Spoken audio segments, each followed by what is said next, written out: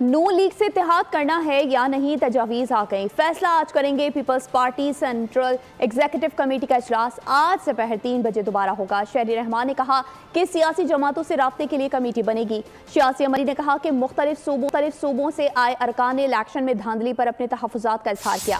فیصل کریم کنڈی نے کہا کہ آج اجلاس کے بعد پریس کانفرنس میں سب کچھ واضح ہو جائے گا۔ چیئرمین نے فیصلہ کیا ہے کہ ہم ساری سیاسی جماعتوں سے اور حلقوں سے انگیج کریں گے اور اس رابطے کے لیے ہم ایک چھوٹی سی کمیٹی بنا دیں گے جو فل ٹائم یہی کرے گی۔ یہ اجلاس ہوگا، ہماری کمیٹیز تشکیل ہو رہی ہیں اور پولیٹیکل انگیجمنٹ ہمارا جاری رہے گا۔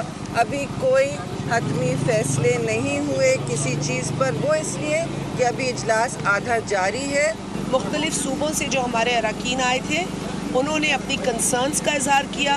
الیکشن میں ہونے والی جو زیادتیاں تھیں، irregularities تھیں، اس کا تذکرہ ہوا، اس کا ذکر ہوا، اس پر تشویش کا اظہار کیا گیا۔